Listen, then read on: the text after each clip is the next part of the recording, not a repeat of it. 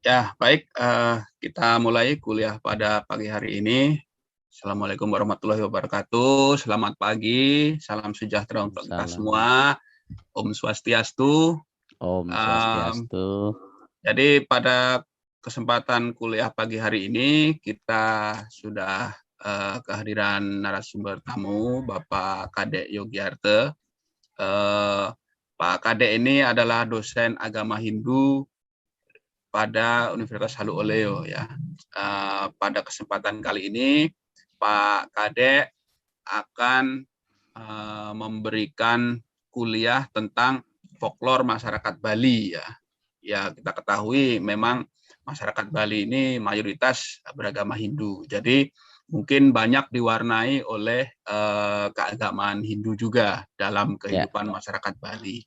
Nah, untuk informasi Pak, ini mata kuliah folklore ini kami berikan di jurusan antropologi Ya, ya. itu untuk mahasiswa semester 6 Pak. Jadi Semester sudah 6 ya. semester akhir ya. Jadi nanti memberikan pengertian kepada mereka tentang kebudayaan-kebudayaan di beberapa masyarakat di Indonesia. Nah, ini salah satunya adalah Masyarakat masyarakat Bali. Bali. Ya. Ya, ya. Ya, mungkin itu sedikit perkenalan tentang Pak Kadek. Mungkin tidak terlalu panjang lagi, saya langsung berikan waktu kepada Pak Kadek untuk memberikan kuliah pada pagi hari ini. Silakan Pak. Baik, terima kasih Pak Beni selaku penanggung jawab mungkin mata kuliah folklore ya. Yang pertama tentu saya sampaikan salam. Assalamualaikum warahmatullahi wabarakatuh. Salam sejahtera, salam. Dan mungkin kalau ada yang beragama Hindu atau semeton Bali gitu, Om Swastiastu. Mohon izin pagi ini para mahasiswa sekalian, seperti yang disampaikan Pak Beni, saya mungkin sedikit berbagi tentang folklore masyarakat Bali sesuai dengan tentu tanggung jawab mata kuliah. Mudah-mudahan sharing pada kesempatan ini menambah wawasan daripada mahasiswa sekalian berkaitan tentang folklore atau kebudayaan masyarakat Bali. Tadi disampaikan saya, nama lengkap saya Kadek Yogyarta ya. Saya kebetulan lahir dan besar di Konawe sebenarnya. Tetapi kebetulan juga dua-duanya leluhur saya, Bapak dan Ibu adalah orang Bali transmigrasi tahun 79 kalau tidak salah. Pada kesempatan ini mengawali kuliah sebagai orang beriman, tentu kita tidak pernah berhenti mengucapkan syukur kehadirat Tuhan Yang Maha Kuasa. Di tengah pandemi COVID ini kita masih bisa bertemu, bersilaturahmi, berbagi, dan tentu kita semua masih berkesempatan untuk melaksanakan proses pembelajaran. Saya di samping sehari-hari selaku guru di salah satu sekolah negeri di Landono, kebetulan saya tugasnya di Landono selaku guru PNS daerah. Secara kelembagaan saya adalah sekretaris Majelis Agama Hindu di tingkat provinsi. Majelis Agama Hindu itu namanya Parisada. Kalau teman-teman di Muslim namanya Majelis Ulama. Kalau kami namanya Parisada. Ya, kebetulan saya sekretaris. Jadi berkaitan tentang umat Hindu di Sultra, kalau ingin sekedar bertanya, mungkin bisalah saya berbagi sedikit karena minimal data dan informasi saya miliki. Saya tinggal di BTN Permata Nawai, kalau para mahasiswa sempat lewat, mampir-mampir di pondok saya. Ya. Istri satu, saya sampaikan tidak ada rencana nambah ya, karena belum mampu dan memang tidak ada rencana, anak baru satu. Itu mahasiswa sekalian, perkenalan dari saya. Nah, hari ini saya mungkin saya share screen boleh ya? Mohon izin Pak, biar kelihatan sedikit. Ya, silakan Ya, Pak. ya. Saya buat materinya pendek saja. Ini mana tadi ya? Ya. Kelihatan Pak ya? Sebentar. baru proses. Ya. Ya, oke. Sudah, Pak. Ya, baik. Kelihatan. Ya. Ya, sudah. Sudah, ya. Nah, kalau para mahasiswa sekalian melihat gambar ini, tentu sudah tidak asing lagi. Kalau sudah begini modelnya pasti orang Bali, ya. Warga Bali, kalau di Bali sering diistilahkan dengan semeton Bali, ya. Kalau orang Bali memandang orang lain itu pasti disebut dengan semeton Bali atau nyamo Bali, yang artinya adalah saudara. Ya, jadi ketika ada orang lain datang ke Bali, itu pasti disebut nyamo Jawi. Ya, artinya nyamo Jawa, entah dia berasal dari Sulawesi, entah dari mana. Saya saja sering pulang ke Bali beberapa saat kalau ketemu, kapan teko uli Jawi gitu. Jadi saya itu dianggap sebagai orang Jawa, padahal saya dari Sulawesi. Jadi dibilang semeton Jawi gitu. Artinya Jawa itu ternyata di luar. Konteks kata Jawa itu atau Jawi itu di luar. Kalau para mahasiswa ke Bali pasti disampaikan ini semeton kita atau nyamo Bali, nyamo Jawi. Walaupun rumahnya di Kendari disebut nyamo Jawi atau nyamo Jawo. Yang maknanya bahwa mereka berasal dari luar Bali. Gitu, ya. Nah ini salamnya orang Bali ya Om Swastiastu. Ya kalau orang Bali ketemu di rumahnya dimanapun pasti menyebutnya Om Swastiastu. Yaitu maknanya adalah semoga senantiasa dalam lindungan Tuhan. Nah ini sudah masuk ajaran Hindu ya, ajaran Hindu ya mempengaruhi budaya Bali. Di mana-mana sekarang ya, pasti mengucapkan kalau sudah tangan begini sudah pasti salamnya namanya Om Swastiastu. Dan ternyata sekarang hikmahnya adalah di tengah COVID-19 ini salam ini sekarang sudah lazim dipakai. Ya, saya pun ketemu mungkin Pak Beni, kalau sudah salam begini, bukan saja menandakan saya sebagai orang Bali, sesungguhnya maknanya adalah saya menghormati Pak Beni. Begini, karena menurut tradisi Bali, kalau sembah itu ada yang di atas kepala itu kepada Tuhan, kemudian kepada sesama begini. Ini hormat artinya kepada sesama. Ya. Kemudian masuk ajaran Hindu, ya penghormatannya menjadi Om Swastiastu seperti ini.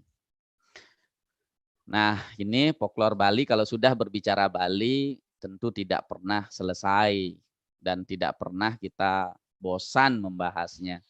Kalau para mahasiswa sekalian sudah mengenal Bali, ya identik dengan budayanya. Ya. Ada sebuah ungkapan yang mengatakan bahwa jangan mati dulu sebelum pergi ke Bali. Gitu. Ya, ada ungkapan seperti itu. Bahkan dunia pun meyakini dan menyatakan bahwa Bali konon katanya sebagai surga dunia. Mudah-mudahan benar begitu adanya. Ya, kalau para mahasiswa sekalian dari WHO yang jalan-jalan ke Bali akan merasakan begitu masuk di bandara Ngurah Rai, ya mahasiswa sekalian akan kalau boleh saya katakan merasakan getaran Bali itu seperti apa gitu. Saya tidak mengada-ngada karena saya sudah membuktikan bagaimana iklim saya tinggal di Kendari dengan di Bali. Apakah itu berkaitan tentang perasaan ya, tetapi ini pengalaman ya, pengalaman kejiwaan ya. Saya merasakan begitu saya menginjakkan di bandara Ngurah Rai, hati saya itu bergetar loh, Pak Beni. Saya merasakan sebuah magnet yang begitu menggetarkan jiwa saya gitu ya. Begitu saya turun ya. Apalagi menginjak tanah Bali. Padahal saya lahir di Kendari, Pak Beni. Ya. Saya lahir di Kendari. Tapi itulah yang saya rasakan dan ini juga saya tidak saja pengalaman saya, beberapa kawan juga saya tanyakan gimana rasanya ketika menginjak, ternyata pengalamannya sama. Ketika tinggal di Bali rasanya tidak ingin kembali lagi, walaupun mungkin di kantong tidak punya uang gitu. Ya saya tidak mengerti apa yang menyebabkan itu. Coba nanti perlu diselidiki penyebabnya apa gitu. Kenapa magnet ini ada ya? Silahkan nanti dibuktikan. Nah, Sebelum saya mungkin berbicara sekilas, karena berbicara tentang folklore Bali itu kan batasannya sangat luas sekali. Itu dalam hal ini saya batasi beberapa hal-hal yang mungkin saja populer ya secara filosofi yang penting bagi para mahasiswa sekalian untuk mengenal bagaimana budaya Bali. Karena sesungguhnya Bali itu hari ini tidak saja ada di Pulau Bali, ternyata sudah kebudayaannya menyebar ke seluruh Indonesia bahkan ke luar negeri. Ya. Di Belgia ya ada sebuah pura besar duplikat Bali di sana. Ya. Dan memang di beberapa negara yang memang mencintai Bali mulai mengembangkan kebudayaan Bali ya dengan berbagai macam seninya terutama yang dikembangkan. Sekarang orang orang bule itu ya, semeton semeton bule gitu ya. Mereka itu sudah hebat sekali mengadopsi ya budaya Bali dan mereka bangga sekali kalau teman mahasiswa sering buka YouTube banyak sekali teman-teman bule kita yang memang fasih sekali berbahasa Bali gitu, fasih sekali menggambel gitu ya. Karena memang mencintai tentang budaya Bali. Nah, saya mulai dari sejarah sekilas ya. Jadi bangsa Bali itu ya di konon ya berdasarkan tulisan Thomas A. Retter ya, ini mengelompokkan terdiri dari dua bangsa ya. Ada Bali Age ya, Bali asli gitu, Bali daratan atau Bali pegunungan ya. Yang konon ini adanya di Kintamani sana, di pegunungan, di daerah tinggi ya. Atau Bali daratan dan Bali Klodan. Bali yang konon berasal dari Majapahit ya. Jadi Bali Klodan ini adalah mereka-mereka pendatang yang berasal dari Majapahit yang tentu kalau kita melihat sejarah bahwa Hindu itu masuk di Bali itu pada abad ke-8. Kemungkinan inilah mereka-mereka yang dikatakan sebagai Bali Klodan. Jadi mereka-mereka yang datang dari Majapahit untuk menguasai Bali ketika itu atau sambil menyebarkan ajaran Hindu. Nah, orang Bali asli yang konon juga ada di dalam tulisan sejarah itu sebagai bangsa Austronesia ini mungkin bercampur ya antara Bali Age, Bali asli dengan Bali Klodan. Saya pun tidak tahu apakah saya ini Bali Age atau Bali Klodan gitu ya. Tetapi saya ini Bali Kendari lah, Bali Sulawesi ya. Nah, itu pengelompokannya. Nah, kemudian dari sisi sejarah, saya tidak bicara sejarah lebih jauh ya. Yang jelas mungkin secara rumpun ya bagaimana sejarah itu terjadi ya tentu proses-prosesnya kita mengetahui bersama dari berbagai macam periodiknya atau zamannya. Mulai dari zaman batu ya sampai saat ini. Nah, bicara kebudayaan Bali tentu dalam hal ini ya kita mengacu kepada teori budaya yang memang sampai hari ini saya rasa belum ada yang bisa mencakup tentang pengertian budaya yang bisa mampu menjangkau kebudayaan yang begitu kompleks ya. Ya walaupun para antropologi ya sering mengadopsi definisi kebudayaan yang umum kita ketahui bersama, para mahasiswa antropologi jauh lebih paham daripada saya, lebih banyak membaca seperti teorinya Kuncharaningrat ya. Itu sering sekali bahwa seluruh sistem ide, gagasan, perilaku sosial dan wujud ya benda itu adalah hasil daripada budaya. Nah, yang paling menonjol tentu dari berbicara tentang kebudayaan Bali, ya seninya. Ya. Seni di Bali itu.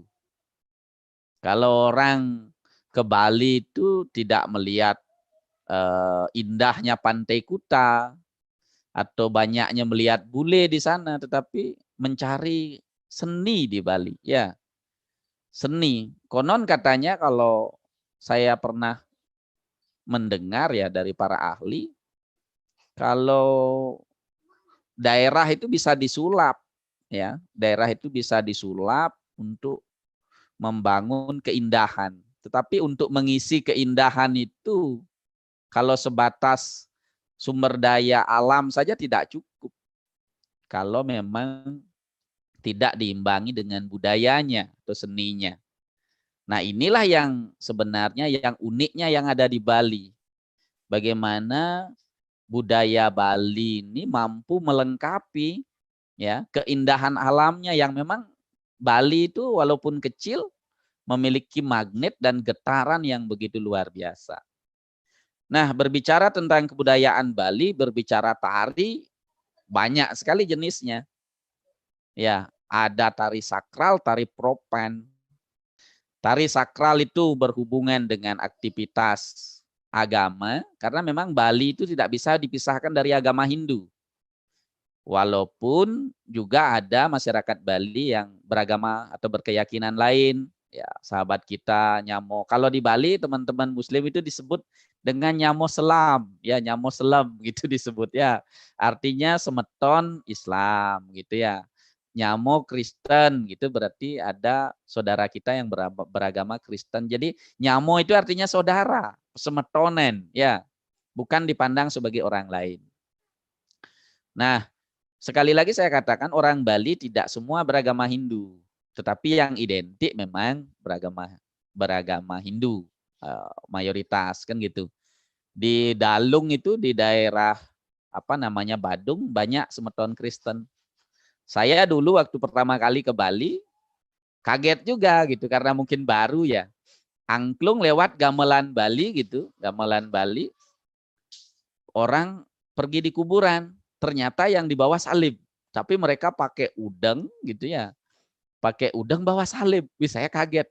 Saya kira umat Hindu, ternyata semeton Kristen. Nah, itulah di Bali.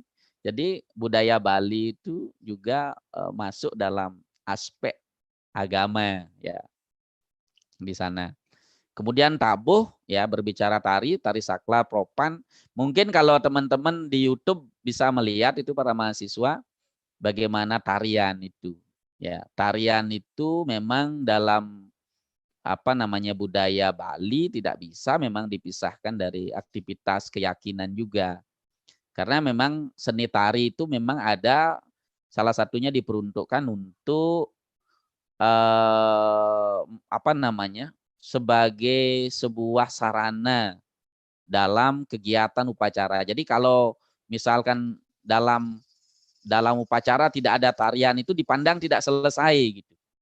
Makanya tari itu pasti dia lestari karena ada muatan keyakinan. Ada juga yang sifatnya propan seperti tari penyambutan itu biasanya dalam kegiatan-kegiatan resmi biasa ditarikan kalau menyambut tamu itu ya tari panyembramo.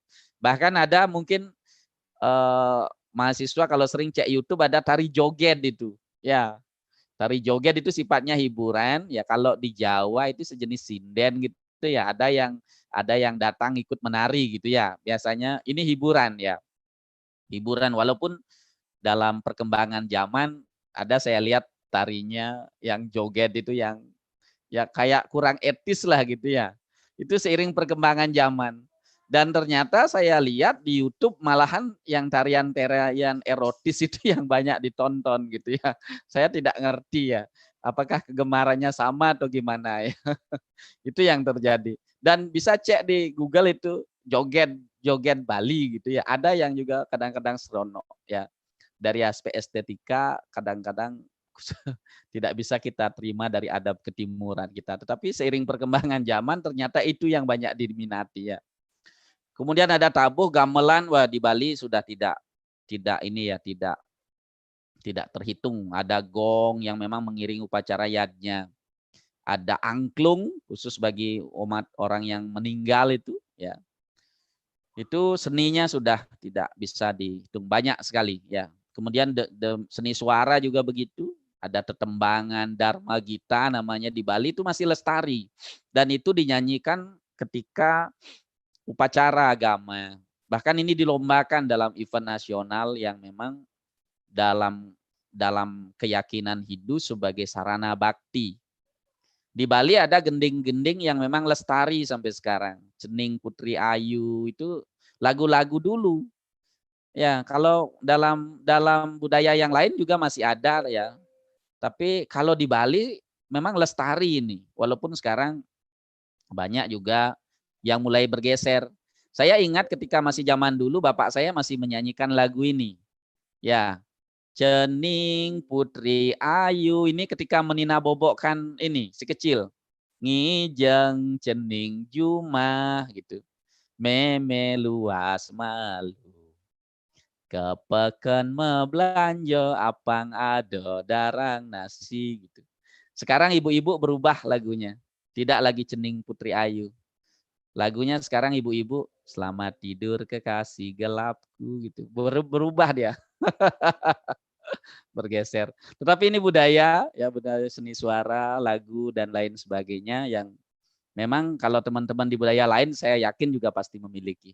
Cuma kadang kita tidak bangga dengan budaya kita sendiri ya, karena merasa menjadi sekat perbedaan-perbedaan padahal tidak. Kita harus ambil hikmah atau nilai-nilai leluhur dari setiap budaya yang kita miliki. Konon kan para founding father kita juga jelas mengatakan orang yang mencintai budayanya adalah orang-orang yang besar yang tidak melupakan leluhurnya ya. Kemudian bangunan, kalau sahabat atau para mahasiswa sekalian berbicara tentang bangunan di Bali, kan arsiteknya jelas itu. Karena memang di Bali itu ada yang namanya sastra yang mengatur itu, namanya Astakosala Kosali. Kalau di Bali itu bangunan tidak boleh sembarang dia. Kalau di Sulawesi kayak bangunan kami yang masyarakat ini sudah modern. Kalau di Bali itu jelas ikutnya. Jadi ukurannya pun jelas dan yang mengukur itu harus orang-orang tertentu dengan menggunakan sikut atau ukuran yang punya rumah. Ya, sejenis kalau dalam kebudayaan Cina itu ada Feng Shui ya. Ada keyakinan bagi masyarakat Bali ketika salah menempatkan bangunan berdampak pada kehidupan masyarakat. Makanya orang Bali itu membuat bangunan tempat sucinya pasti di ketinggian atau mengarah pada arah matahari. Coba lihat, perhatikan kalau lewat rumah orang Bali, tempat sucinya pasti mengarah kepada arah matahari terbit atau posisinya di sana. Demikian juga bangunan rumahnya, ada bangunan pura, kita melihat itu memang ketentuannya jelas, tidak sembarang dibangun dan perlu diketahui para mahasiswa sekalian, orang Bali ketika membuat bangunan tidak dibangun begitu saja. Nah, karena masuk ajaran Hindu mulai ada sistem pensakralisasi. Tidak boleh sembarangan bangunan itu dirobohkan begitu saja. Harus ada tatanan karena dipandang bangunan itu memiliki kekuatan. Jadi ada prosesnya. Itu yang kadang-kadang orang Bali itu tidak sembarangan membangun. Ada juga mencari hari baik, ya, arahnya gimana itu diyakini sampai hari ini. Kadang-kadang ketika orang sakit mulai berpikir apakah bangunannya salah? Nah, ini mulai dihubung-hubungkan dan sampai hari ini keyakinan itu ada dari sisi kebudayaan Bali. Ya, ada sebuah kitab namanya Astakosala Kosali dan Astabumi yang mengatur bagaimana membuat bangunan bagi orang Bali. Ya. Nah, kemudian dari pola hidup, sistem kebahasaan menggunakan bahasa Bali. Ya, ini juga sekarang kalau di Bali saya lihat, saya amati sudah tidak banyak.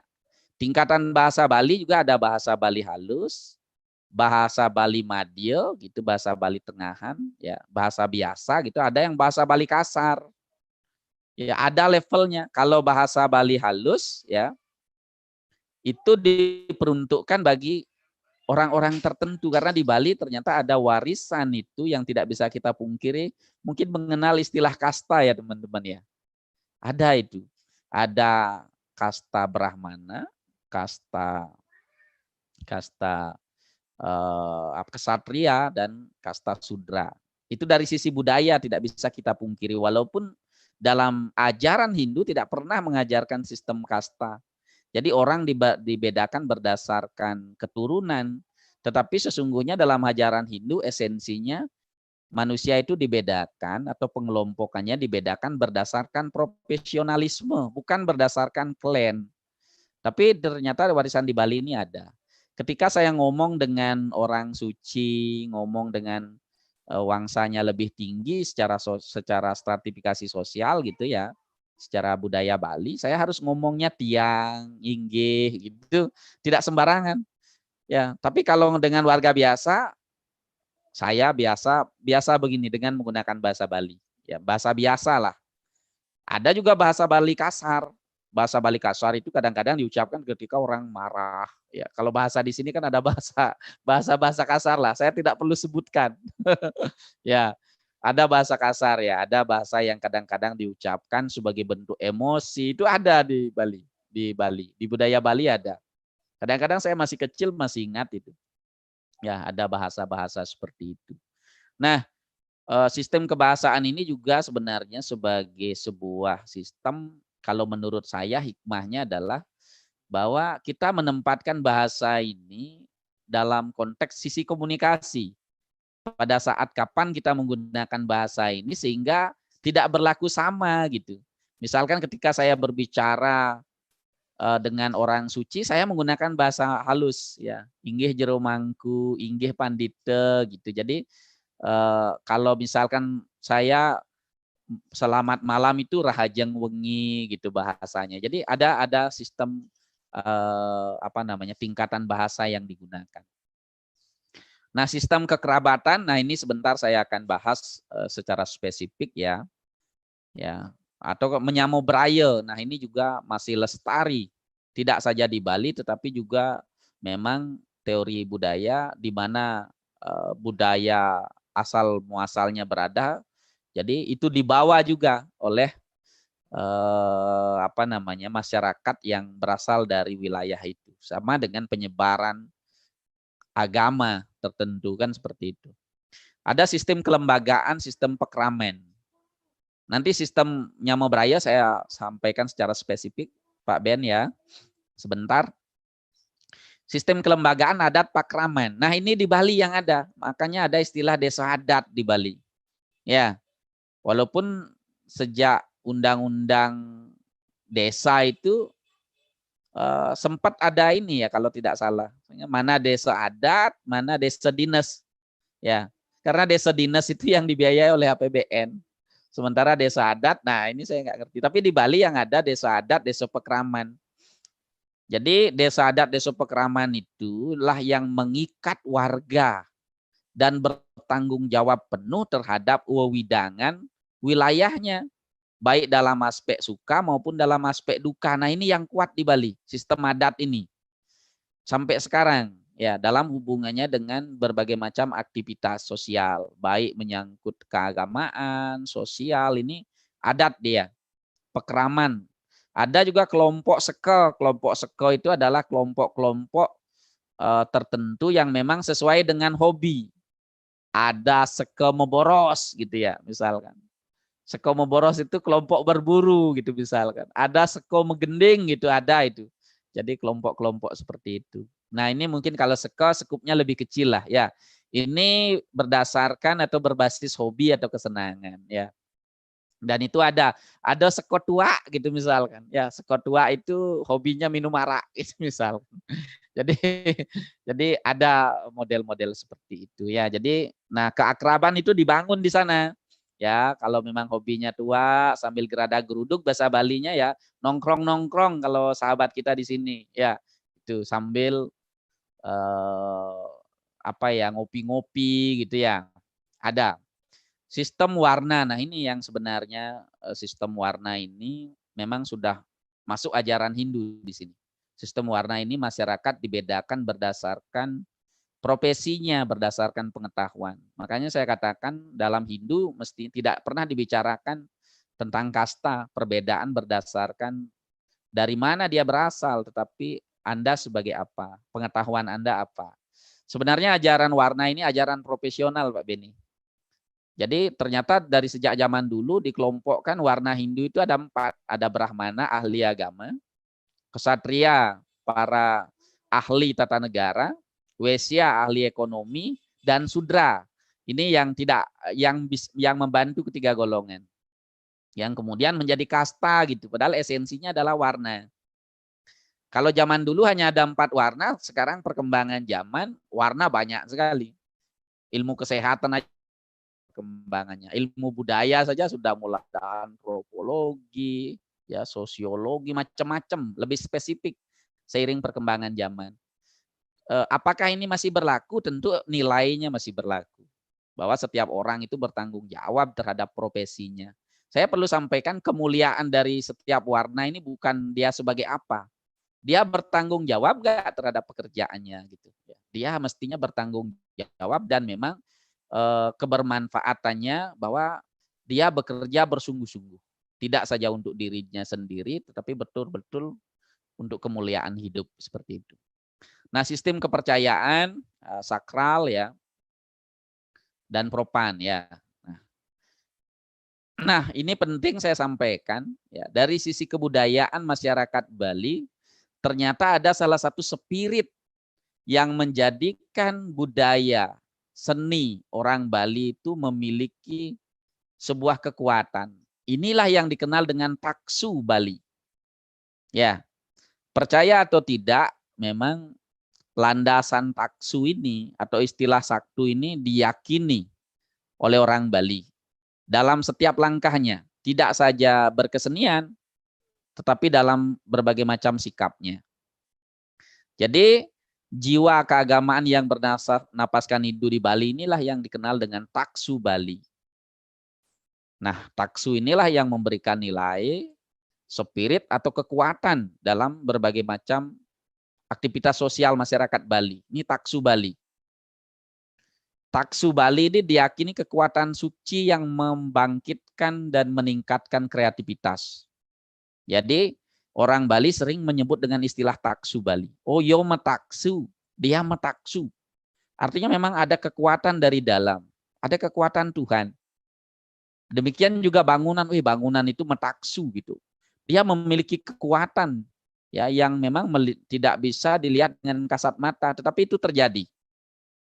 Keyakinan akan taksu Bali ini yang mengilhami budaya Bali. Ya, ada kekuatan di sana. Dan di dalam pembuatannya juga tidak boleh main-main. Ya, harus bersungguh-sungguh. Ya. Taksu ini menjadi spirit, kekuatan spiritual yang membuat orang melakukannya lebih seken. Nah, ini seken itu dalam bahasa Indonesianya serius. Saja bahasa Indonesianya itu dengan sungguh-sungguh. Santap, yakin dan percaya. Dan bisa artinya memiliki kemampuan dan nawang atau tahu dan dadi dapat dilakukan. Nah, ini spirit taksu ini.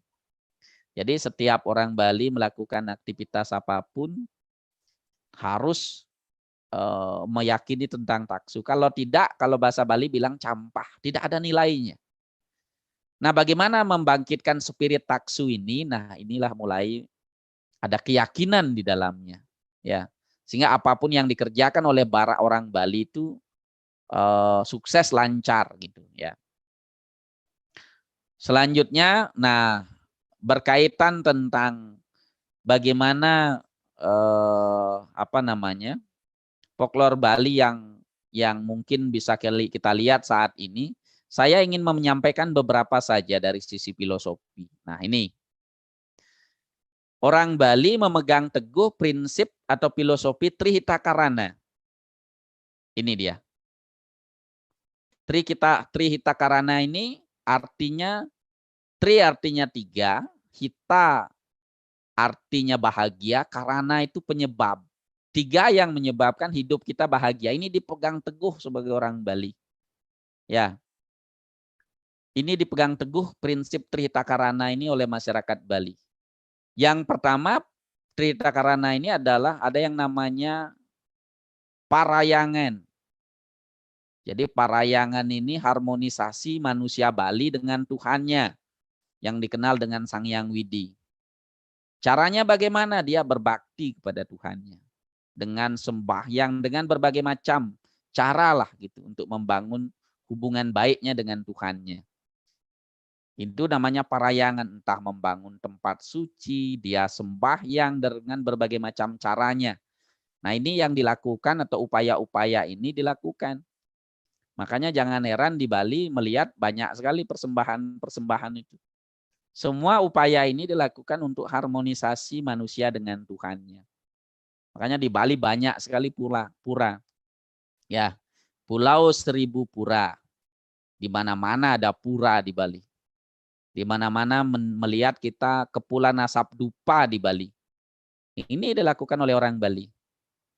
Ya, ini harmonisasi manusia dengan Tuhannya. Namanya parayangan dalam masyarakat Bali. Kemudian pawongan. Pawongan adalah harmonisasi sosial. Bagaimana membangun hubungan baik dengan sesamanya. Ya, ini dilakukan oleh masyarakat Bali. Makanya ada istilah pesemetonan Bali, nyamo Bali, nyamo ini. Itu tujuannya untuk harmoni sosial. Dimanapun orang Bali berada harus senantiasa menjaga hubungan ini. Kemudian yang terakhir ada yang namanya apa? Ada yang namanya palemahan. Ya, palemahan itu harmonisasi dengan lingkungan.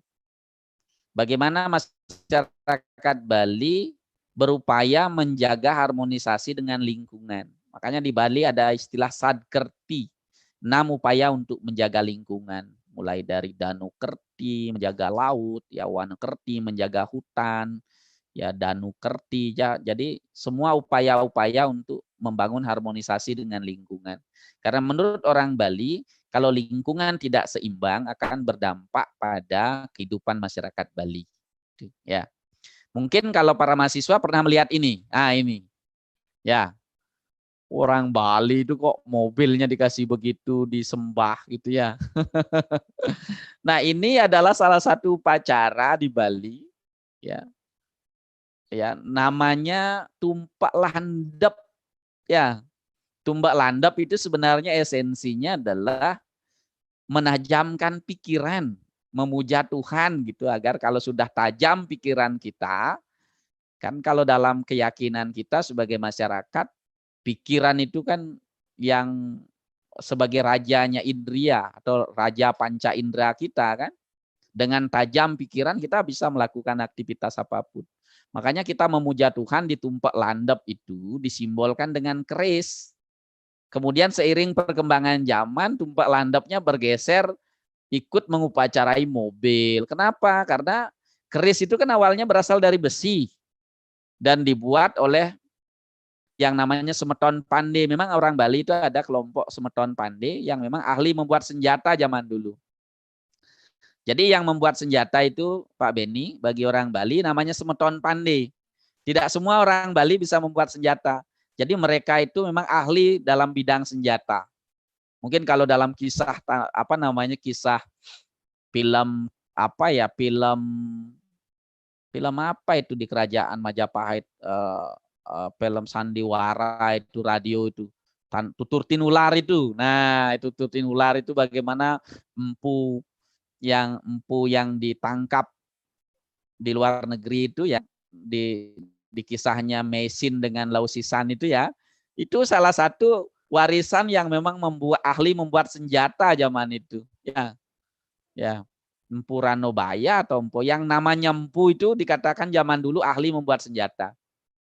Nah, itulah warisannya. Nah, dalam tradisi Bali ada memang pemujaan masuk Hindu untuk menajamkan pikiran. Namanya tumpak landep. Makanya segala senjata sebagai simbol sebenarnya diupacarai.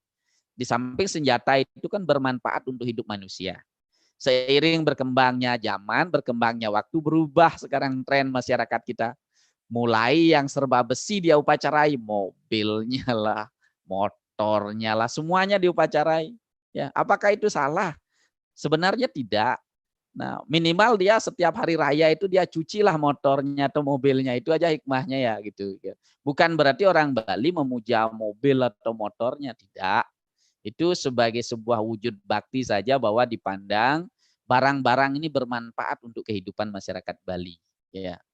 Kemudian juga mungkin Pak Beni pernah mendengar orang Bali mengupacarai hewannya. Ya, ada namanya tumpak kandang. Ya, kayak anggaplah seperti ini di hutan gitu ya. Saya lupa ambil foto ada masyarakat yang mengupacarai hewannya. Itu bukan menyembahkan, tetapi memang ada keyakinan dari masyarakat Bali diberikanlah dia sesembahan.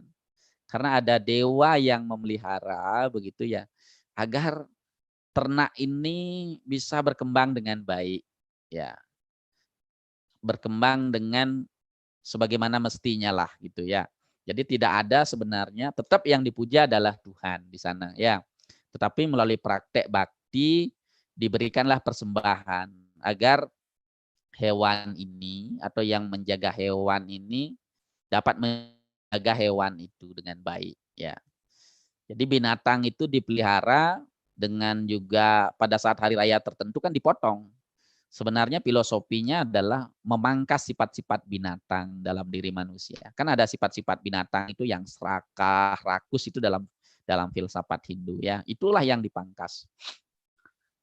Nah, inilah wujud yang namanya Trihita Karana. Parayangan, hubungan manusia dengan Tuhannya, pawongan dengan sesamanya, dan pelemahan ya. Jadi harmonisasi alam, mungkin kalau teman-teman itu pernah melihat upacara seperti di laut kami itu ada setiap setiap apa ya, setiap nyepi kita ada menenggelamkan hewan ke laut ya. Itu sesembahan sebenarnya. Mungkin beberapa ada pandangan kok hewan kejam sekali orang Bali gitu ya. Kok hewannya dibegitukan gitu. Nah, dalam dalam keyakinan Hindu ya, ini muatan Hindu sudah masuk sebenarnya yang dijadikan persembahan itu rohnya ditingkatkan statusnya. Ya. Jadi sebenarnya kita itu membantu mereka untuk ditingkatkan kualitasnya menjadi lebih tinggi. Karena Hindu meyakini konsep reinkarnasi bahwa segala yang lahir ini adalah bagian dari kehidupan terdahulu. Dibebaskan dia ya melalui upacara rohnya ditingkatkan. Ya, itu ada mitologinya lah, ada ceritanya yang meyakini bahwa memang persembahan kepada Tuhan atau untuk upacara itu dibolehkan. Ya, bahkan itu dipandang sebagai perbuatan dia. Karena itu tidak semata-mata untuk kepentingan diri sendiri, tetapi untuk kehidupan, harmonisasi, untuk persembahan gitu ya. Nah, ini di orang Bali seperti ini. Beginilah budaya Bali kalau kita. Orang Bali lebih kepada tata cara ya. Dan memang kalau ditanya mungkin banyak yang tidak mampu menjelaskan gitu. Tapi dari sisi praktek itulah yang dia yakini. Kadang-kadang kalau zaman dulu saya ditanya, enggak usah ditanya. Berseliu matakon begitu terlalu banyak ditanya. Lakukan saja. Tapi anak-anak sekarang kan tidak cukup ya, harus diberikan penjelasan yang lebih rasional ya gitu. Ada filosofi yang perlu disampaikan sehingga anak-anak menjadi paham dan mengerti dan bangga dengan praktek-praktek tradisi budaya dan juga agamanya. Nah, kemudian dalam aspek sosial ini, Pak Beni saya sampaikan ini penting. Ya. Orang Bali dari sisi sosial menganut sistem kekerabatan seperti ini.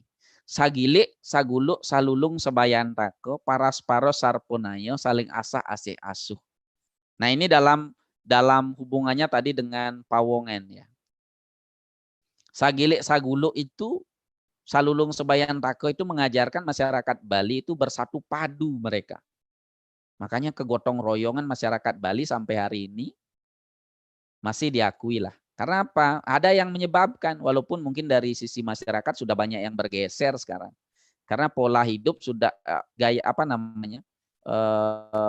Pola hidup sudah berubah sekarang dari sisi profesi. Yang dari dulunya masyarakat agraris ke masyarakat industri ya. Bahkan sekarang masyarakat digital. Mulai memudar. Kalau di Bali, Pak, orang mulai kegiatan menyamo berayo itu berkumpul itu sekarang bukan siang hari lagi Pak Beni, tapi subuh-subuh. Jadi untuk mengerjakan sesuatu di pura itu mereka subuh. Saya ke Bali selama kuliah ini kaget juga kenapa orang rame subuh-subuh gitu.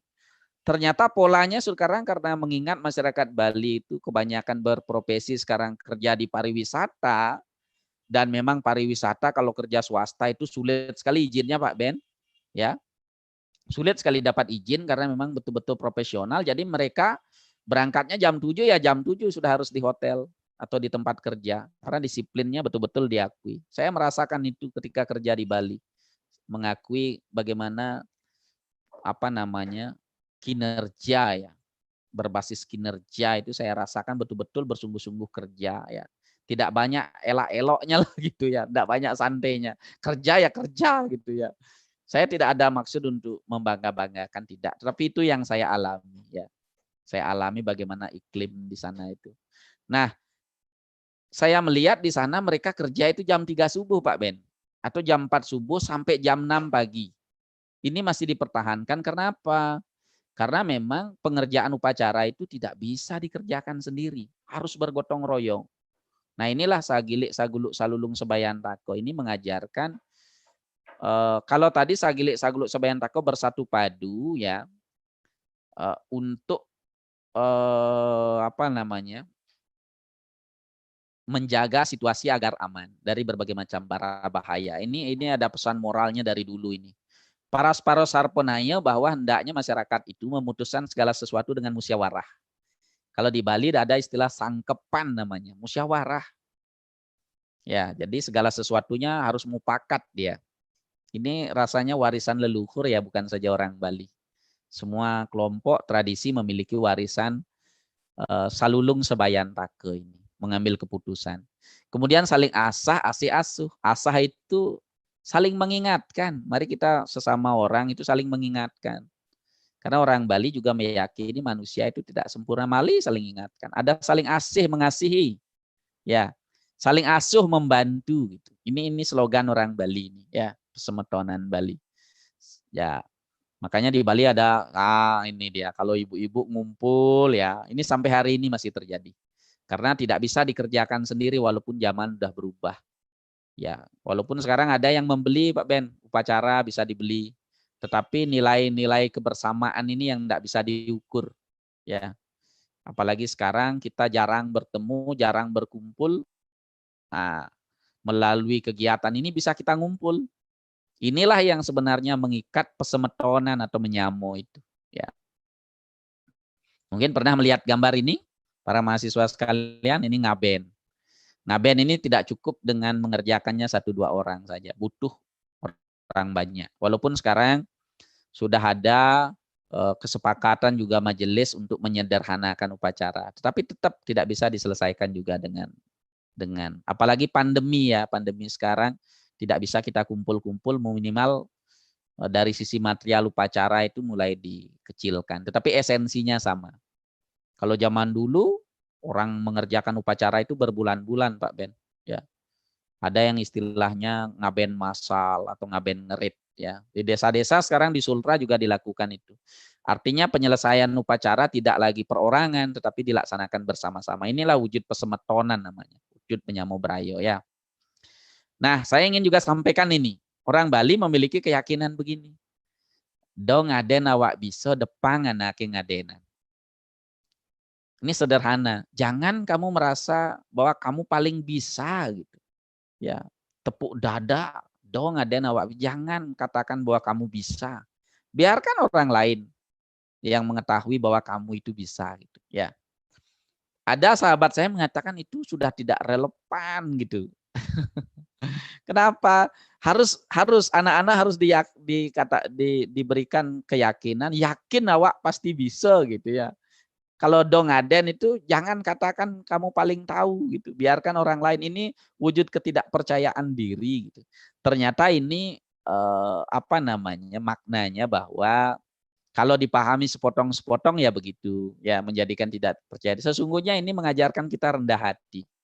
Walaupun kita memiliki pengetahuan tinggi, kita tetap rendah hati. Inilah prinsip-prinsip ini dipegang oleh orang Bali. Tidak boleh menyombongkan diri.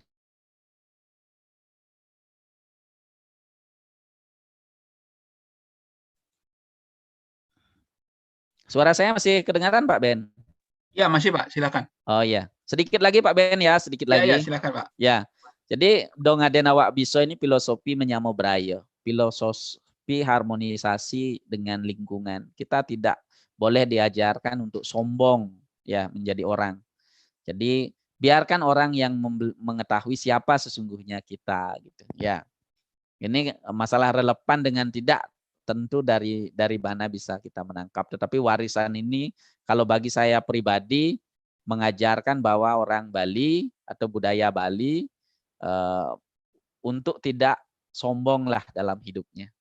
Seberapapun dia memiliki pengetahuan, dia harus bijaksana, ya, dan melihat orang lain sebagai saudara yang memiliki juga kelebihan, ya, harus dipandang sebagai pelengkap untuk melengkapi atau menyempurnakan kehidupan. Selanjutnya, nah ini ada istilah begini, tongelah karang sawah, karang awak adandur. Kalau kamu tidak memiliki sawah begitu, maka lahan di dalam hati yang harus kamu tanami gitu, mengisi diri. Kalaupun kamu tidak memiliki kebun gitu, kamu harus belajar untuk mengisi dirimu sendiri gitu. Ya, walaupun materi kamu tidak punya, tetapi kamu harus terus belajar mengisi diri gitu ya. Karena menurut keyakinan ini pengetahuan itu menjadi penting. Ya, di dalam sastra Hindu, kalau dalam keyakinan Hindu sudah sangat jelas sekali bahwa sahabat di negeri orang, kalau menurut Acarya Chanakya gitu, seorang ahli politik di India pada zaman Asoka, sahabat di negeri orang itu ada yang disebut dengan pengetahuan. Ya, karena dengan pengetahuan kita bisa hidup. Pak Ben juga dari Jawa ke sini, andai kan tidak punya pengetahuan, saya yakin tidak akan sampai di Kendari. Tapi dengan pengetahuan Pak Ben, ada di Kendari, bisa hidup, bisa bekerja seperti itu. Ini warisan leluhur orang Bali. Makanya orang Bali mengajarkan sebenarnya kalau ini dipahami, tidak ada orang Bali blog-blog gitu. Mestinya dia rajin belajar. Blog itu bodok-bodok gitu ya. Karena leluhurnya mengajarkan terus mengisi diri untuk belajar gitu ya. Mungkin juga sahabat saya di tradisi lain juga saya yakin memiliki filosofi seperti itu. Nah, dalam seni Pak Ben ini terakhir, ada sebuah filosofi Satyam Siwam Sundaram. Bahwa landasan seni di Bali itu menganut 3 wujud ini. Ya, Satyam artinya kebenaran, Siwam artinya suci, Sundaram indah. Semua seni di Bali itu harus menganut filosofi ini. Kalau dia dipandang memiliki estetika. Tetapi kalau tidak memenuhi unsur Satyam, Siwam, Sundaram ini, dipandang tidak memenuhi unsur estetika. Satyamnya apa? Tentu benar. Benar dalam artian landasannya adalah tidak bertentangan. Ya, tidak bertentangan dengan adab, tidak bertentangan dengan nilai, tidak bertentangan dengan ajaran agama, tidak bertentangan dengan hukum, kan gitu. Siwam itu suci, ada nilai kesucian di sana. Ada spirit ketuhanan di sana yang tidak boleh diabaikan. Ya, Sundaram itu adalah seni. Seni tentu kalau berbicara seni sifatnya halus, enak dilihat, enak dipandang, semua orang menyenangi, kan gitu. Jadi inilah ini standar yang mengikat seni di Bali. Ya, makanya lahir berbagai macam seni seperti ini. Ya, kalau sudah melihat begini Bali heboh, ya, apalagi seperti ini. Ya, ini bagaimana simbolisasi rangde ini sebagai unsur kekuatan alam begitu yang diyakini oleh masyarakat Bali. Ya, nah bagi mungkin sebagian orang ini kok setan gitu ya. Tapi dalam filosofi Bali ada konsep Ruwo Binedo, Pak Ben. Ada konsep kekuatan baik dan buruk seperti siang dan malam. Orang Bali meyakini itu. Ada baik, ada buruk, ada siang dan malam. Itu konsep Ruwo Binedo namanya. Dua hal berbeda tetapi sesungguhnya dia satu, saling melengkapi. Mungkin itu Pak Ben yang dapat saya sampaikan pada kesempatan ini. Jadi saya mungkin sampaikan sebelum mungkin kalau ada diskusi silahkan. Tentu saya tidak banyak menguasai ya, tetapi ini yang saya pahami. Mudah-mudahan minimal menambah wawasan bagi para mahasiswa sekalian bagaimana budaya Bali itu sesungguhnya.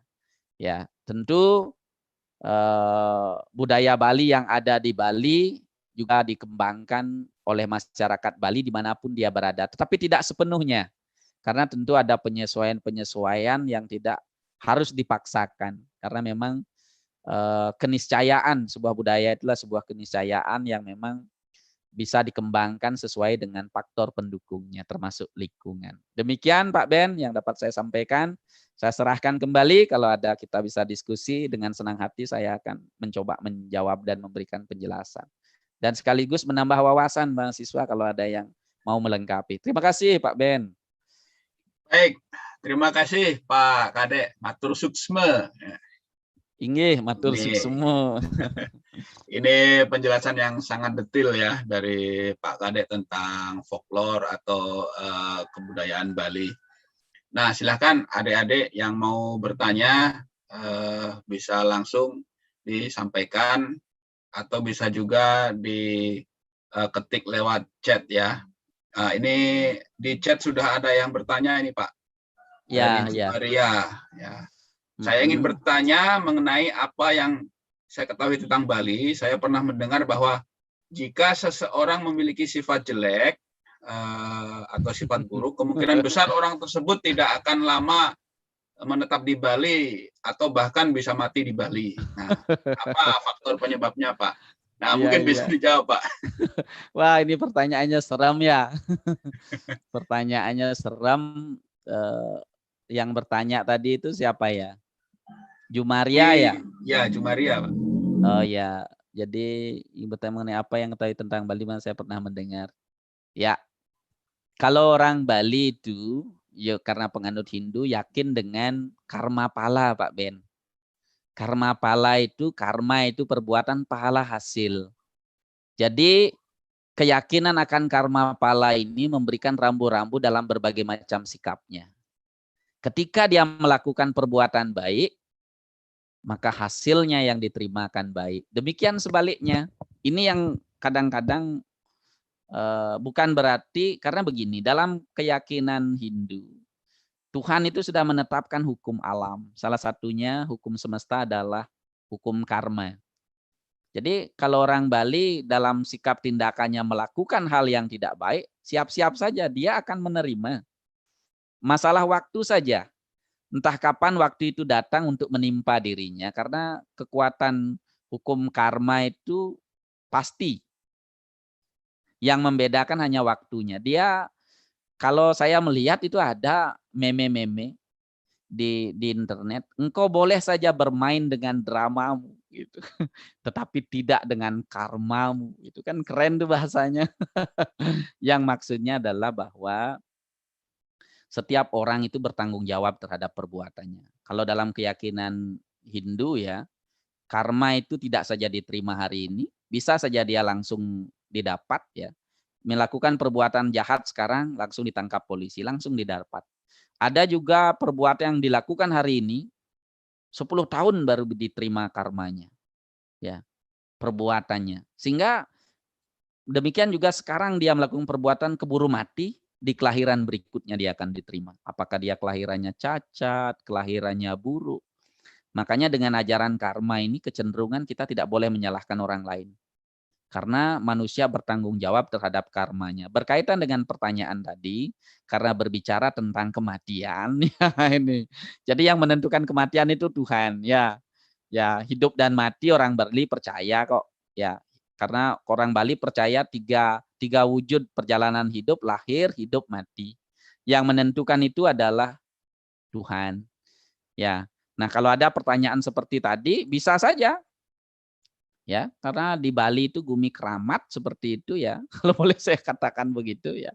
Bisa saja itu terjadi. Nah, itu kembali kepada perbuatannya. Karena masalah hidup dan mati itu Dek ya, itu adalah kuasa Tuhan. Saya rasa semua orang beragama meyakini itu. Ya, perbuatannya, misalkan dia melakukan perbuatan buruk, kalau dikejar oleh massa di Bali gitu, di mana-mana juga kalau seandainya dapat oleh massa dibunuh kan langsung meninggal gitu. Apalagi melakukan perbuatan baik. Nah, kembali kepada konsep karma tadi bahwa ini yang mengikat tentang hidup dan mati di luar kuasa kita lah, ya. Tetapi kalau kita berbicara rasional, melakukan perbuatan buruk dan dilihat oleh orang banyak gitu ya, namanya orang emosi bisa saja. Artinya apa? Dia menikmati karmanya. Seperti itu Pak Ben. Kira-kira seperti itu jawaban saya Pak Ben. Ya. Iya Pak. Ini ada lagi dari Haryani Pak. Mau bertanya apa yang membedakan antara Bali Aga dengan Bali Keladon? Bali Kelodan ya. Kelodan itu Bali ya. Bali Aga itu tadi artinya Bali pegunungan atau Bali Mule. Artinya memang masyarakat yang memang asal muasalnya dari Bali gitu ya. Jadi kalau Bali Kelodan, Bali pendatang. Nah, ini tentu berkaitan dengan orang-orang yang datang ke Bali yang menyebarkan agama Hindu. Dulu sebelum orang Bali masuk Hindu kan memiliki keyakinan-keyakinan purba ya. Saya rasa semua tradisi, percaya kepada leluhur, percaya kepada animisme, dinamisme itu ya. Jadi dengan adanya anggaplah penyebaran penjajahan, anggaplah dari Majapahit itu menyebarkan Hindu dulu ke Bali. Nah, inilah mereka-mereka ini pengikutnya kalau kita melihat sejarah pada abad ke-8 yang membawa agama Hindu ke Bali itu konon adalah Resi Markandeya yang ditugaskan oleh Raja Majapahit begitu ya untuk menyebarkan Hindu di Bali. Ketika itu juga Bali dikuasai oleh raja, ya raja di Bali. Raja Manyadenawo dan banyak raja karena mungkin Bali tidak mau takluk diserang gitu modelnya menyebarkan Hindu. Nah, inilah mereka-mereka karena yang datang itu kan pasti bawa pengikut ya.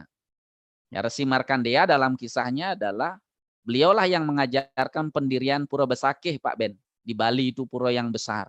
Itu kan ajaran Hindu yang dibawa. Nah, inilah mereka-mereka ini dikatakan sebagai Bali lautan ya, Bali Kelodan gitu. Karena kalau orang Bali ada istilah kaje itu gunung ya.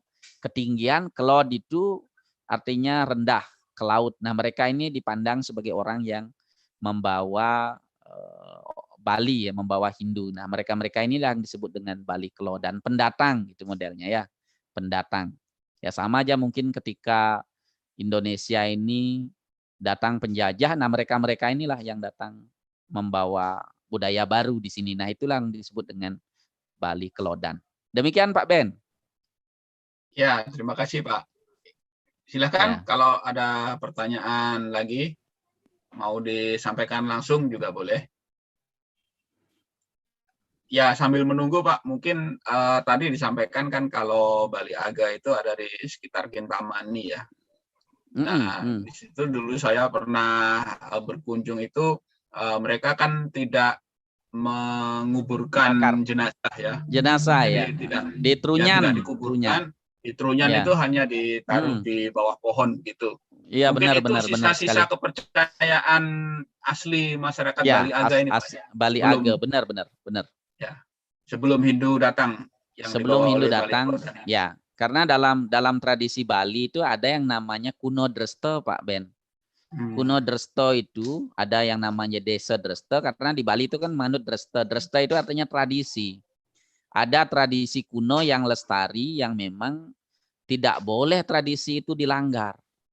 Kalau misalkan mayat itu di wilayah sana mungkin saja dibakar atau dikubur akan terjadi sesuatu yang berdampak pada masyarakat di sana gitu.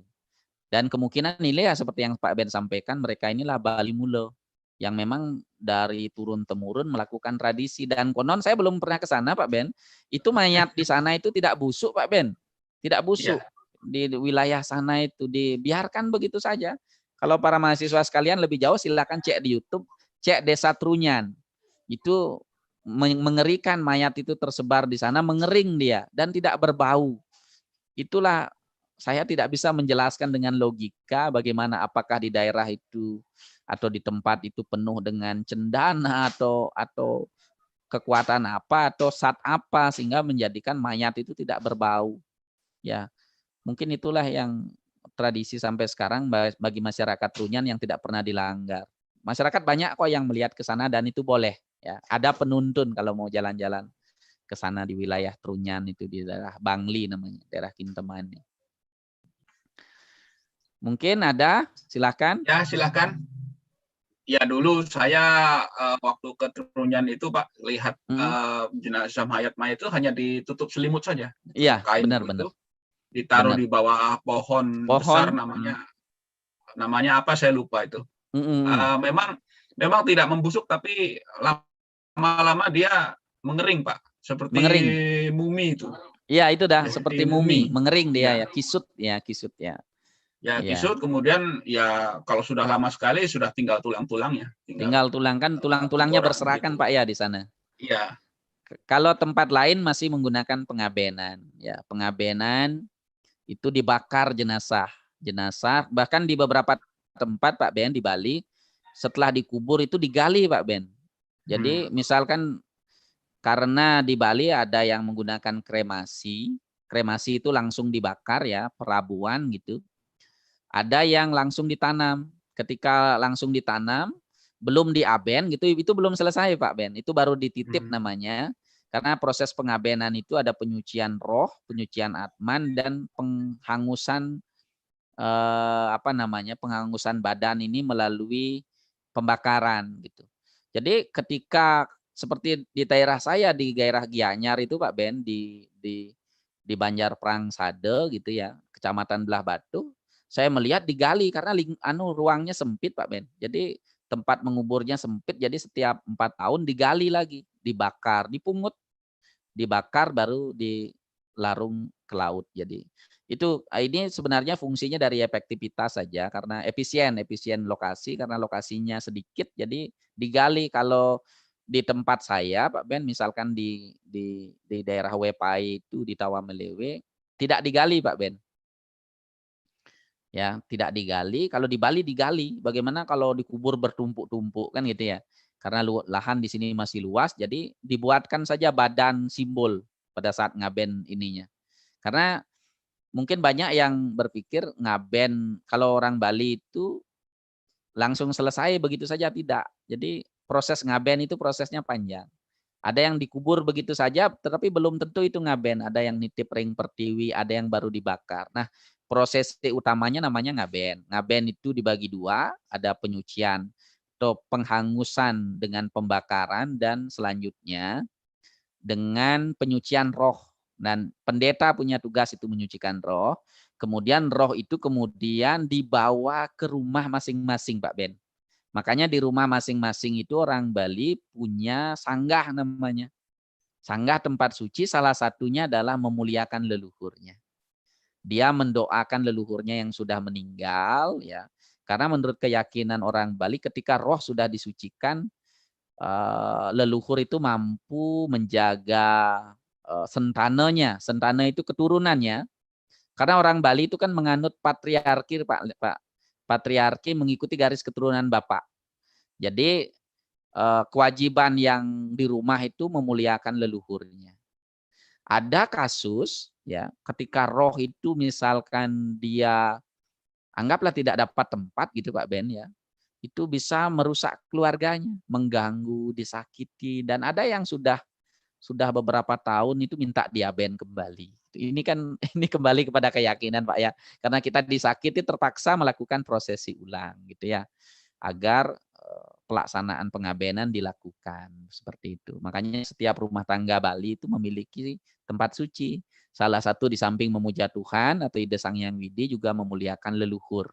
Karena orang Bali tidak bisa dipisahkan dari leluhur atau orang yang telah mendahuluinya. Orang yang sudah meninggal itulah yang disebut dengan leluhur, yang dimuliakan, dipuja, dimohonkan restu dalam setiap tindakannya agar berjalan dengan baik. Gitu. Begitu kira-kira Pak Ben. Ya, Tambahan. baik. Terima kasih. Ya, silakan. Adik-adik mahasiswa yang ingin tahu lebih jauh lagi tentang kebudayaan Bali ya. Ini jangan malu-malu ya. Silahkan, enggak usah malu-malu. Ya, ini begini ada kasus, ada. Saya ingin Anissa. sampaikan juga ada kasus. Oh ya, silakan mahasiswa. Anissa. Kalau ini, Anissa silakan. Iya Pak, Assalamualaikum. Izin bertanya. Ya, waalaikumsalam. Silakan Anissa. Begini Pak, kan dulu sewaktu saya kecil yang sama sekali belum mengenal mengenai Bali dan kebudayaannya.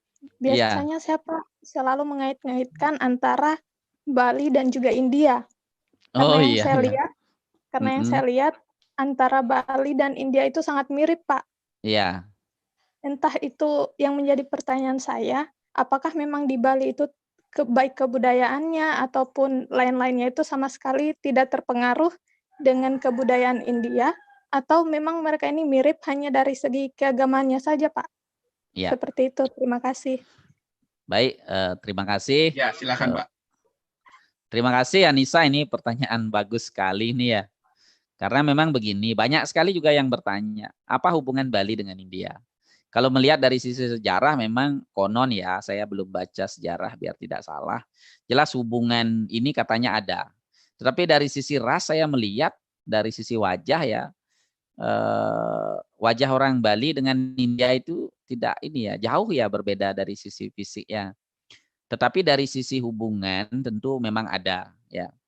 Karena memang konon yang pertama kali menyebarkan Hindu itu kan berasal dari India. Mungkin saja kenapa dari sisi wajah ini sudah mulai berubah karena kan sudah ras keberapa ya, sudah ada asimilasi, perkawinan silang ya. Tetapi perlu juga saya sampaikan memang Hindu itu berasal dari India yang pertama kali dibawa oleh Resi Agastya. Ya, Resi Agastya itu adalah orang suci yang menyebarkan agama Hindu dari India sampai seluruh dunia, salah satunya di Indonesia. Dan ini tentu kita meyakini juga bagaimana perkembangan Hindu di Indonesia melalui kerajaan Salakanegara, kerajaan Kutai. Ya. Jadi dari nama-namanya di sana itu seperti Kudungga itu konon ya, konon adalah berasal dari India ya. Karena seiring berjalannya waktu adanya kawin silang dengan orang asli mungkin dari sisi wajah. Nah, pertanyaannya apakah ada hubungan? Tentu karena Hindu ini berasal dari India, tentu memiliki hubungan, ya, memiliki hubungan sejarah. Di mana sumber otentiknya jelas dari sisi agama. Karena praktek-praktek keyakinan Hindu di Bali itu juga sumber-sumbernya berasal dari India. Walaupun memang sudah mulai menggunakan ini ya produk-produk lokal atau dikembangkan oleh para resi kita dengan lokal genius, ya.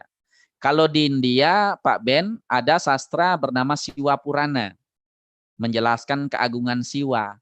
Ya.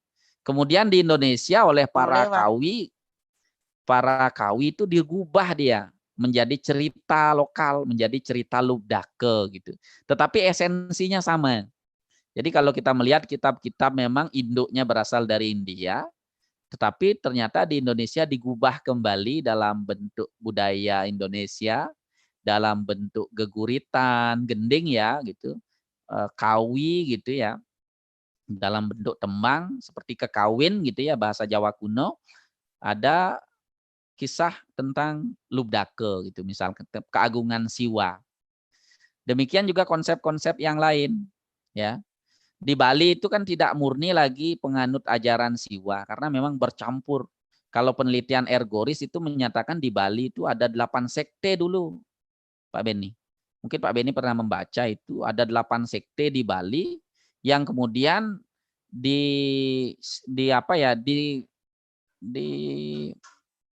digabung begitu menjadi Siwa Siddhanta. Jadi berbeda penganut kalau di India penganut Siwanya murni begitu, kalau di Bali itu sudah campuran dari berbagai macam sekte. Makanya di Bali itu unik ya. Unik sekali. Kalau di India menggunakan Agnihotra, di Bali dengan Banten namanya sesajen itu ya. Tetapi esensinya sama gitu.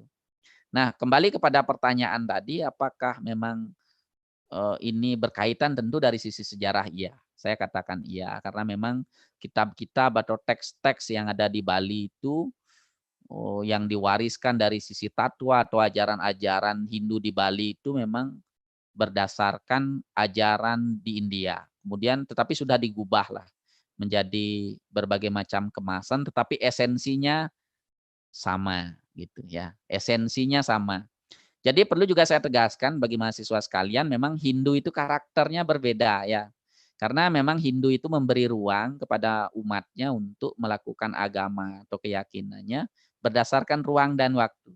Makanya ada istilah desa, kala, patra. Desa itu tempat, kala waktu, patra keadaan. Makanya berbeda dia. Hindu di Sidrap berbeda, tetapi esensinya sama, filosofinya sama, ya. Ya, dikembangkan berdasarkan budaya, ya, berdasarkan cara atau kebiasaan masyarakatnya. Saya kira begitu Pak Ben. Ya. Ya, baik. Terima kasih, Pak. Jadi kalau bagi kami ya, orang Jawa itu menganggap orang Bali itu saudara tua, Pak. Saudara tua. Ya, kan orang-orang Jawa lah yang pergi ke Bali. Ya, betul. Ketika datangnya Islam, sisa-sisa kerajaan Majapahit inilah yang pergi ke Bali. Dan kemudian Jawa itu seluruhnya menjadi mayoritas Islam. Nah, mayoritas Islam, betul. Leluhur kami inilah dulu yang ke Bali ini yang menjadi orang-orang Bali Kelodan itu, Pak. Ya, Bali Kelodan itulah mereka, Pak Ben. Ya, benar. Makanya kami menganggap ini orang Bali itu saudara tua. Saudara tua, benar. Ya, kitab Suta Soma itu kan warisan Majapahit, Pak Ben. Yang kita jadikan Sesanti, Bhinneka Tunggal Ika, dan Hana Darmo Mangeruo itu kan memang warisan-warisan dulu ya yang kita jadikan filosofi atau pegangan hidup di keragaman hari ini seperti itu. Ya. Lanjut Pak Ben. Ya, silakan. Yang lain, adik-adik yang mau bertanya, silakan. Silakan, jangan malu-malu. Silakan biar. Nggak usah malu-malu. Biar kita, kalau ada yang mau ditanyakan. Oh iya Pak, apakah bisa di-share itu tadi materi PowerPoint-nya? Boleh Pak, nanti saya kirim di WA-nya Bapak ya. Oh iya, siap. Terima kasih Pak. Nanti saya kirim di WA-nya Bapak. Kasih ke adik-adik semua. Ya, siap Pak. Ya, silakan. Silakan. Kalau ada yang mau bertanya lagi. Ini saya tadi ingin sampaikan begini Pak Ben. Dulu mahasiswa lain juga ada tanya, Pak, itu orang Bali kepalanya itu boleh dipegang apa tidak gitu dia. Karena ini kan dalam sisi pergaulan toh. Katanya kalau dipegang itu berbahaya gitu ya. Jadi itu kan mungkin bagi mahasiswa sering kalau misalkan ada orang Bali itu kepalanya seperti berharga sekali seperti itu. Saya ditanya seperti itu. Jadi begini, memang dalam tradisi Bali itu ada istilah hulu dan teben ya, ada kepala, ada kaki, mana ujung, mana bawah gitu ya. Memang bagi keyakinan orang Bali ini kan hulu kepala ini ya, ada pikiran di sana gitu. Jadi memang bagi sebagian orang memandang kepalanya ini sebagai mahkota ya. Saya rasa juga dalam tradisi lain juga begitu. Kalau kita sudah bersahabat, berkawan baik, biar juga diinjak-injak kepalanya tidak apa-apa. Kan begitu. Tapi kalau kita belum kenal begitu, kita pukul kepalanya orang pasti dia marah begitu ya. Jadi intinya tidak seperti itulah. Jadi kepala dan siapapun rasanya memang kalau urusan persaudaraan, perkawanan kalau sudah sangat dekat itu tidak ada lagi perbedaan-perbedaan ya. Kita yang namanya saja saudara, satu udara, tidak ada lagi sekat perbedaan kita suku apa, agama apa. Jadi itulah yang membebaskan kita dari perbedaan-perbedaan. Kita hanya sebagai masyarakat menjaga warisan saja, menjaga warisan. Nah, berkaitan tentang pemegangan kepala apa tadi itu, nah kalau kalian sudah kenal ya silahkan, tidak ada masalah. Ya, tapi kalau belum kenal, bukan saja dengan orang Bali gitu, dengan siapapun jangan coba-coba pegang kepalanya orang itu. Saya masih ingat pertanyaan itu Pak Ben karena ada mahasiswa bertanya seperti itu. Apakah pegang kepalanya bisa sakit seperti itu? Ya, tentu kalau dikerasin megang sampai dipukul kan pasti sakit gitu ya. Kalau saya dengan Pak Ben gitu sudah berteman dekat, walaupun saya di pojok kepala saya tidak akan marah gitu karena kita sudah berteman dekat seperti itu. Ya. Gitu kira-kira. Silakan Pak Ben. Wah, ini adik-adik ini malu-malu ya, jangan malu-malu ya. Padahal mestinya banyak sekali yang persoalan-persoalan adat yang ini ya, yang kalau boleh saya katakan penting didiskusikan. Sehingga ruang ini menjadi bahan untuk bisa saya menjelaskan lah. Biar para mahasiswa tidak takut-takut lah bergaul dengan orang Bali. Gitu. Iya. Orang Bali tidak seserem itulah. Gitu. Kita sama saja. Ya, silakan. Silakan mahasiswa, ini sudah semester 6 loh. Biasanya kalau semester 6 itu kritis-kritis ya, biasanya. Ini Pak Armin ini. Ya, silakan Pak Ode. Pertanyaan saya ini hanya mempertanyakan bagaimana tanggapan Bapak melihat sekarang ini kan kalau yang saya tahu tari kecak itu dia tari yang memiliki nilai spiritual. Iya, ya. Tapi ternyata saat ini tari kecak itu bukan cenderung ke nilai spiritualnya, tapi lebih cenderung ke nilai pamerannya. Contohnya, misalnya pada ada masyarakat luar negeri datang ke Bali, maka masyarakat Bali akan menampilkan tari kecak tersebut. Bagaimana pendapat Bapak terkait hal tersebut? Itu saja. Ya. Terima kasih DOD Armin ya. Jadi kalau saya melihat yang namanya budaya itu kan berkembang seiring zaman ya. Jadi dan faktor pendukungnya gitu ya. Kalau bagi saya memang secara prinsip tari kecak itu sebenarnya kan memang tarian yang yang ditarikan untuk menjelaskan kadang-kadang lakon-lakon tertentu Pak Ben ya. Jadi itu sifatnya propan dia ya, sifatnya propan tari kecak itu gitu ya. Bahkan dalam mimbar-mimbar tertentu kan dipentaskan. Sama dengan wayang dia Pak Ben, menceritakan Mahabharata seperti itu kan ada lakonnya seperti itu. Cuma menjadi seru karena ada alunan cak cak cak cak cak cak cak cak yang diatur sedemikian rupa ya menjadi lebih atraktif jadinya seperti itu. Bagi saya kalau sudah sifatnya propan kan ada sekarang seni ini ya, seni apa lagi namanya yang dikembangkan yang terus butuh pengembangan, kolaborasi gitu ya. Bagi saya tidak masalah sepanjang memang masyarakat menginginkan itu ya, karena memang kan kembali kepada masyarakat dan seni itu akan terus ada sepanjang ada masyarakat pendukungnya ya. Kecuali yang sifatnya sakral, dan yang sifatnya sakral kalau masyarakatnya memang tidak mampu melakukan itu, dia akan berubah tidak? Bagi saya tidak masalah. Karena Hindu juga yakin bahwa kebudayaan yang berkembang ini ya tentu juga karena faktor pendukung masyarakatnya. Nah, bagi masyarakat yang mungkin yang ingin belajar ya silakan saja belajar ya. Tentu ketentuannya ada di Bali lah, karena mereka yang jauh lebih paham bagaimana pakemnya. Yang penting tidak dirubah-rubah lah kan gitu ya. Yang penting tidak dirubah-rubah, misalkan dari sisi gaunnya yang mestinya pakai celana tidak pakai celana gitu misalkan ya, atau dibuat model-model lain gitu kan, lucu kelihatan ya. Jadi siapapun bagi masyarakat sebagai penikmat dan mencintai seni bagi saya tidak masalah kan gitu. Sepanjang dilakukan dengan ketentuan-ketentuan yang ada dan tidak saling menjelekkan lah bagi saya. Seperti itu, Ode, tentang tarian kecak itu.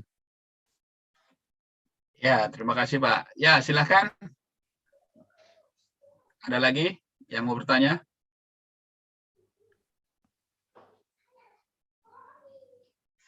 Ya, jadi memang kalau yang sifatnya sakral itu memang dipertahankan ya, dia istilahnya bagian dari ibadah, gitu, Pak. Ibadah, ya. Betul Pak. Tapi kalau yang kesenian ya yang biasa, yang profan ya bisa berkembang seiring zaman ya. Seiring, bahkan banyak sekarang tarian-tarian baru Pak.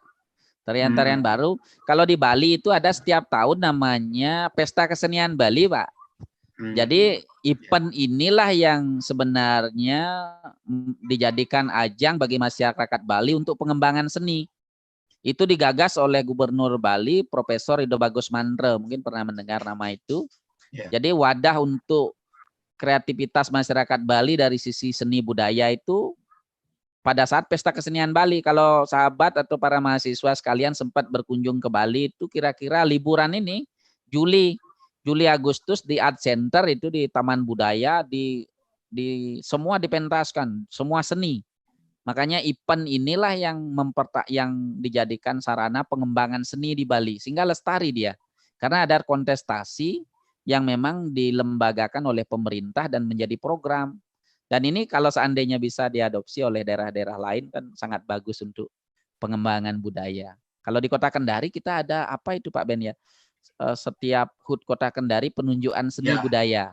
Ya cuma lingkupnya kayaknya terbatas seperti itu ya. Mungkin perlu dikemas kembali sehingga kreativitas masyarakat kita di Kendari ini betul-betul bisa lestari lah. Kita rindu loh sebenarnya budaya-budaya masyarakat lokal yang memang perlu kita kembangkan ya sebagai sebuah identitas kita di Sulawesi Tenggara seperti itu. Ya. Ya, ini sekedar informasi, Pak. Pemerintah Kota Kendari dan dilanjutkan oleh pemerintah Provinsi Sulawesi Tenggara itu sedang Ya. membentuk Dewan Kebudayaan. Oh, siap, siap. Dewan ya. Kebudayaan ini gabungan dari semua etnis yang ada di Sulawesi Tenggara ini ya. Jadi ada termasuk Bali dan Jawa juga. Ya, ya. Saya dengar informasinya itu, Pak. Ya. Saya dengar. Mudah-mudahan itu bisa menjadi wadah untuk memajukan kebudayaan kita di Sulawesi Tenggara ini. Ya, ya, ya. Mudah-mudahan lah kita berdoa, Pak Ben. Kita kan hampir tidak melihat lagi ya budaya-budaya lokal. Mudah-mudahan berkembang lah. Terutama mudah-mudahan saja COVID-19 ini segera berlalu ini. Segera berlalu biar bisa kita kumpul-kumpul lah, berkreativitas. Silakan, masih ada pertanyaan lagi? Ini kalau tidak ada sudah jam 11:30 ya. Siap, Pak. Mungkin siap. Sebelum kita akhiri, mungkin ada pernyataan penutup dan kesimpulan, Pak, atau closing statement, silahkan. Baik.